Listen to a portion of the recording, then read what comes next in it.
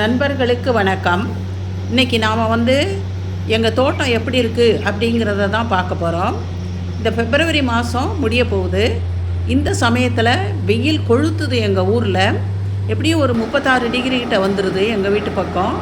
அந்த சூழ்நிலையிலையும் கூட தோட்டம் எப்படி நல்லா பச்சையாக செழிப்பாக இருக்குது, பூக்கள் காய்கறிகள் எல்லாம் எந்த அளவுக்கு நல்லா வளர்ந்துக்கிட்டு வருது அப்படிங்கிறதுக்காக தான் இந்த அப்டேட்டை போடுறோம். இங்கே பாருங்கள், இது பாரிஜாதம் செடி. போன வருஷம்லாம் மொட்டுக்கள் அப்படியே எல்லாம் கொட்டிகிட்ருக்கோம். அதுக்கப்புறம் யோசித்து இதுக்குன்னு தனியாக ஒரு உரம் தயார் பண்ணி நான் இப்போ கொடுத்துக்கிட்டு இருக்கேன். ஒரு மொட்டு கூட கீழே விழுறது கிடையாது. டெய்லி எங்களுக்கு ஒரு 3-4 பூ பூத்துக்கிட்டே இருக்குது. சாமிக்கு வச்சுக்கிட்டு இருக்கோம். சமயத்தில் பக்கத்தில் இருக்கிறவங்களுக்கும் கொடுப்போம். நாமுங்க அந்த பக்கம் போனாலே ரொம்ப அப்படியே ஒரு தெய்வீக மனம்.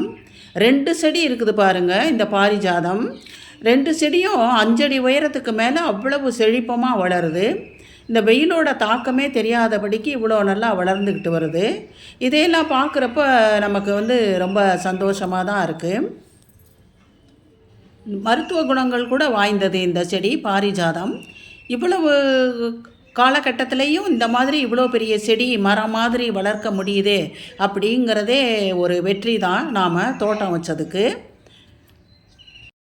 அடுத்து பார்த்திங்கன்னா, இந்த பன்னீர் ரோஸ் செடி எவ்வளவு அப்படியே கொத்து கொத்தாக பூக்குது பாருங்கள். இது மொட்டுகளும் நிறையா இருக்குது. இது எப்போவுமே குறையிறதே கிடையாது எங்கள் வீட்டில் இந்த பன்னீர் ரோஸ் செடி. இதுவும் அப்படி தான் 6 அடி 7 அடி உயரத்துக்கு பூத்துக்கிட்டு இருக்குது. அருமையான கலர். அதே சமயம் பட்டன் பன்னீர் ரோஸும் இங்கே பூத்துக்கிட்டு இருக்குது எங்கள் தோட்டத்தில். இது செடி செண்பகம் தொடர்ந்து பூத்துக்கிட்டு இருக்குங்க. 250 ரூபாய்க்கு ஒரு செடி வாங்கினோம். வாட்டர் கேனில் தான் வச்சுருக்கோம். முதல்ல ஒரு பெரிய மரம் 30 அடி மரம் இருக்குது எங்கள் வீட்டில். அதிலேருந்து பூக்களே பறிக்க முடியறதில்ல. அதனால தான் இப்போ இந்த செடியை வாங்கி வச்சுருக்கோம். இங்கே பாருங்கள், சொரக்காய். இந்த சொரக்காய்க்கு நான் முன்னாடியே பெண்பூக்கள் வரணும்னு உரம் தயார் பண்ணி கொடுத்தேன் பாருங்கள். அதுக்கப்புறம் எவ்வளோ பெண்பூக்கள் இந்த மாதிரி சொரக்காய் நிறையா காய்ச்சி தொங்குது. இதில் கூட இப்போ இந்த பெரிய காயை நாங்கள் அறுவடை பண்ண போகிறோம். அதனால் நாம் மாடி தோட்டத்தில் வைக்கிறது அதுவாக காய்க்கும் அதுவாக பூக்கும் அப்படின்னு நாம் இருக்கக்கூடாது. நல்ல பராமரிப்பு கொடுக்கணும். எப்போதை போல் எங்கள் வீட்டில் கத்திரிக்காய்க்கும் பஞ்சம் இல்லை. இந்த பாருங்கள், இந்த காந்தாரி மிளகா செடி வச்சு 2 வருஷம் ஆச்சு. வச்சு 3 மாதத்துலேருந்து இப்போ நல்லா தொடர்ந்து காய்ச்சிக்கிட்டே இருக்குது. பாதி வீட்டுக்கு வேண்டிய மிளகா செலவு நாங்கள் இதிலேருந்து தான் எடுத்துக்கிறோம். அடுத்து பார்த்தோன்னா, மாடி தோட்டத்தில் தம்பட்டை அவரை இது ஒன்றை நாங்கள் விதைக்கி விட்ருக்கோம் பாருங்கள். இந்த ஒரு காய் 1 அடி நீளத்துக்கும் மேலே இருக்குது. இதில் ஒரு 15-16 விதை இருக்குது. அதை போக இந்த ஒரு க்ரோ பேக்கில் வச்சுருக்கிற செடியில் பாருங்கள் எவ்வளோ தம்பட்டை அவரை காய்ச்சி வந்துக்கிட்டு இருக்குதுன்னு. இன்னொரு செடி கூட பக்கத்துலேயே இருக்குது. அதை ஒரு பிளாஸ்டிக் பக்கெட்டில் வச்சுருக்கோம். அதை அந்த சைடு வரும் பொழுது காட்டுறேன். இங்கே தக்காளி, ஒவ்வொரு தக்காளியும் எவ்வளோ பெருசு இருக்குது பாருங்கள். தொடர்ந்து வருஷம் 365 நாளும் எங்கள் தோட்டத்தில் தக்காளி காய்ச்சிக்கிட்டே தான் இருக்கும். அந்த மாதிரி நான் தொடர்ந்து தக்காளியை விதை போட்டு நட்டுட்டு தான் வர்றேன். பாருங்கள் எவ்வளோ தக்காளி இருக்குது. வீட்டு தேவைக்கு எப்போவாவது தான் நாங்கள் வெளியில் வாங்குவோம், அதிகமாக தேவைப்படுற காலத்தில். இல்லைன்னா எங்கள் தோட்டத்திலேருந்தே எடுத்துக்குவோம். இப்போ அந்த நெட்டுக்குள்ளே பார்த்திங்கன்னா, ஒரே இடத்துல இந்த மெழுகு பீர்க்கன் பிஞ்சு 3 பிஞ்சு ஒரே இடத்துல விட்டுருக்கு பாருங்கள். பார்க்கவே ரொம்ப சந்தோஷம். இங்கே பச்சை பட்டை அவரை செடியை பார்க்குறோம். இதுலேயும் காய்கள் நிறையா இருக்குது. பெருச்சாளி தோண்டி விட்டுட்டதுனால செடி வாடின மாதிரி இருக்குது. இங்கே இதில் பாருங்கள், விதைக்கி விட்ருக்கோம். நாங்கள் எவ்வளோ காய் விதைக்கி விட்ருக்கோன்னு பாருங்கள். இங்கே தொங்கிக்கிட்டு இருக்குது. அடுத்த வருஷத்துக்கு எங்கள் வீட்டு தோட்டத்துலேருந்தே நிறைய விதைகளை நாங்கள் எடுத்துக்குவோம். இப்போ தான் இந்த தோட்ட சம்பந்தமான ஒவ்வொரு வேலையும் ஒன்றா பழகிக்கிட்டு வர்றோம். அடுத்து தோட்டத்தில் பாவக்காய் பாருங்கள். இந்த பாவக்காயும் இந்த வருஷம்தான் எங்கள் தோட்டத்தில் காய்ச்சிக்கிட்டு இருக்குது. போன வருஷம்லாம் நிறைய விதை போட்டேன் நான், ஆனாலும் முளைக்கவே இல்லை. இப்போ இந்த வருஷம் நல்லா முளைச்சி வருது. வெண்டைக்காய், இது யானை தந்த வெண்டைன்னு சொன்னாங்க, ஆனால் இப்படி தான் காய்க்குது. இங்கே பாருங்கள், சிகப்பு வெண்டை ஆடிப்பட்டத்துக்கு போட்டது எல்லாம் இன்னுமே காய்ச்சி வந்துக்கிட்டு இருக்குது. இந்த காந்தாரி மிளகா அப்படி இவ்வளவு அழகாக எப்படி வரிசையாக வரிசை கட்டி இருக்குது. இது வந்து ஆஸ்பராகஸ் சதாபரிங்கிற செடி. நான் நினைக்கிறேன் எங்கள் தோட்டத்தில் தான் இது இருக்குது அப்படின்னு சொல்லிட்டு. இது ஒரு சிறந்த மூலிகை செடி, பெண்களுக்கு ஒரு நல்ல மருந்தாக பயன்படும். இதை வந்து உணவாகவும் நாங்கள் சாப்பிடுவோம். அடுத்து பக்கத்திலே பார்த்திங்கன்னாக்கா சிகப்பு தண்டு கீரை, ரொம்ப அருமையான கீரை. இதில் இரத்த விருத்திக்கு ரொம்ப உபயோகரமாக இருக்கும். இதை வந்து விதைக்காக விட்டு வச்சுருக்கோம். இது பார்த்திங்கன்னாக்கா பக்கத்திலே ஒரு காலிஃப்ளவர் செடி இருக்குது பாருங்கள். இது வந்து முட்டைக்கோஸ் செடி. இந்த பெருச்சாடிக்காக அப்படி போட்டு மூடி வச்சுருக்கோம். இது ரெயின் லில்லி செடி, நல்லா வளர்ந்து வந்துக்கிட்டு இருக்குது. இங்கே பார்த்திங்கன்னா இன்னொரு ரெயின் லில்லி செடி. இது வந்து மணத்தக்காளி கீரை அவ்வளோ இருக்குது. இது பாருங்கள், முள்ளங்கி, இந்த தொட்டியில் முள்ளங்கி வச்சுருக்கோம், சிகப்பு முள்ளங்கி. இதுவும் நல்லா வந்துக்கிட்டு இருக்கு. ஒரு மணத்தக்காளி கீரை செடி எவ்வளோ பெருசாக அப்படியே மரம் மாதிரி வந்துக்கிட்டு இருக்கு பாருங்கள். இதையும் நாங்கள் இப்போ வந்து அறுவடை பண்ணி எடுத்துக்கிட்டு இருக்கோம். அதை வந்து சமையல் பண்ணி கூட சாப்பிட்டுட்டோம்.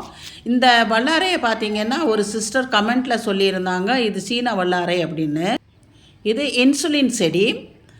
நீரிழிவு நோய் உள்ளவங்க இந்த இலையை தினம் ஒரு இலையை சாப்பிட்டோம் அப்படின்னாக்கா கொஞ்சம் சர்க்கரை குறையும் அப்படின்னு இதையும் வளர்த்து வர்றோம். ரிஃப்ரெஷ்மெண்ட்டுக்காக இந்த லெமன் கிராஸும் எங்கள் வீட்டில் இருக்குது.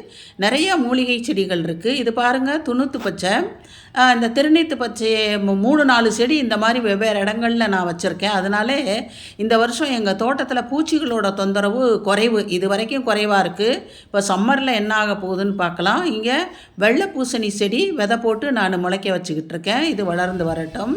இந்த தம்பட்டை வரை எப்படி காய்ச்சி குலுங்குது பாருங்கள். முன்னாடியே சொல்லியிருந்தேன் இதை ஒரு பிளாஸ்டிக் தொட்டியில் வச்சுருக்கோண்டு. இது பிளாஸ்டிக் தொட்டியில் இருக்கிற செடி தான். அவ்வளவு தம்பட்டை வரை இருக்குது பாருங்கள். இப்போ என் பேத்தியை விட்டு இதை அறுவடை பண்ண சொல்லியிருக்கேன். இப்போ தோட்ட வேலைக்கு அதை கூட்டிக்கிட்டு வரலை அப்படின்னு சொன்னாக்கா கையில் செல்ஃபோன் இருக்கும் அல்லது டிவியோட ரிமோட் இருக்கும். அவங்களுக்கு ஸ்கூலு ஆனுவல் எக்ஸாம் முடிஞ்சு லீவ் விட்டுட்டாங்க. சரி, இப்போ இந்த மாதிரியாவது தோட்டத்துக்கு வரட்டும், வேலை செய்யட்டுமே அப்படின்னு. என் பேத்தி தான் இந்த சேனலையே ஆரம்பித்தது 2 வருஷத்துக்கு முன்னாடி. எனக்கு ஏபிசிடி கூட தெரியாது சேனலில். என் பேத்தி நல்லா எடிட் பண்ணோம். இப்போ கூட எடிட் பண்ணி வீடியோ போடுறதெல்லாம் என் பேத்தி தான். 8th ஸ்டாண்டர்ட் தான் படிக்குது. இந்த மாதிரி பிள்ளைகளுக்கு நாம் வந்து இன்ட்ரெஸ்ட்டை க்ரியேட் பண்ணணும்.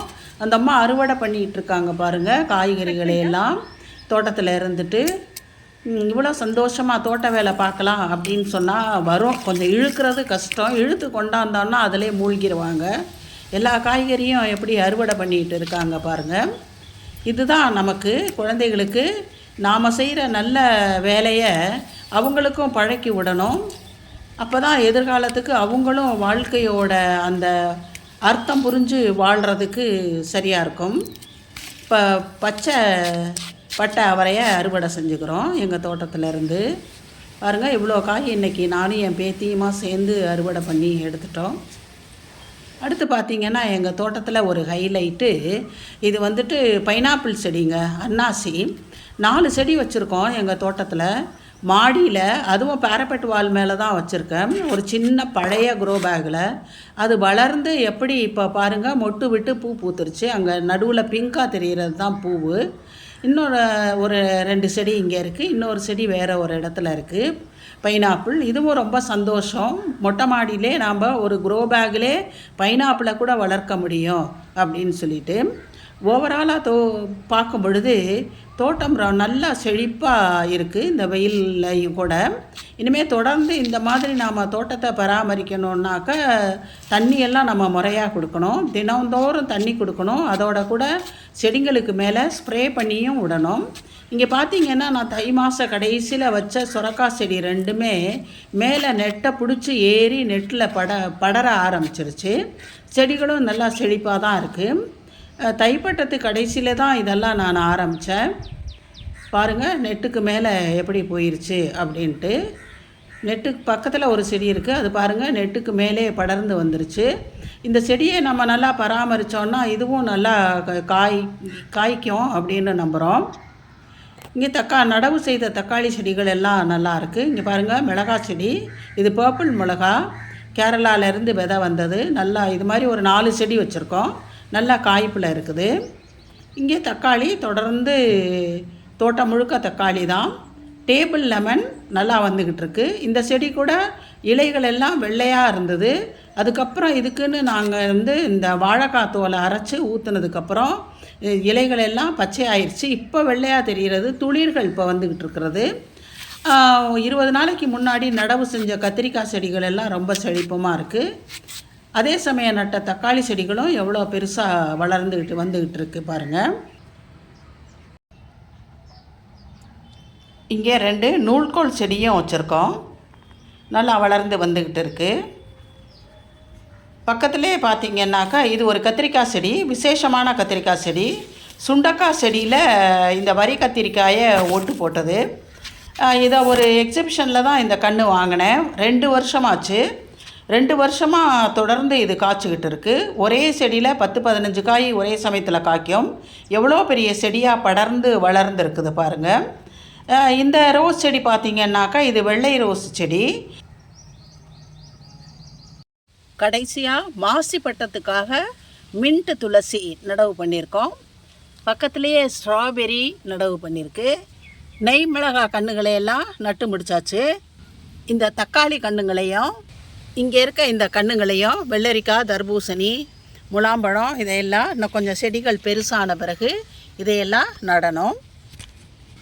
இந்த நடவோட இந்த பட்டத்துக்கான வேலைகள் முடிஞ்சிடும். இந்த வீடியோ பிடிச்சதுன்னா லைக் பண்ணுங்கள், ஷேர் பண்ணுங்கள், கமெண்ட் பண்ணுங்கள், சப்ஸ்கிரைப் பண்ணுங்கள். நன்றி, வணக்கம்.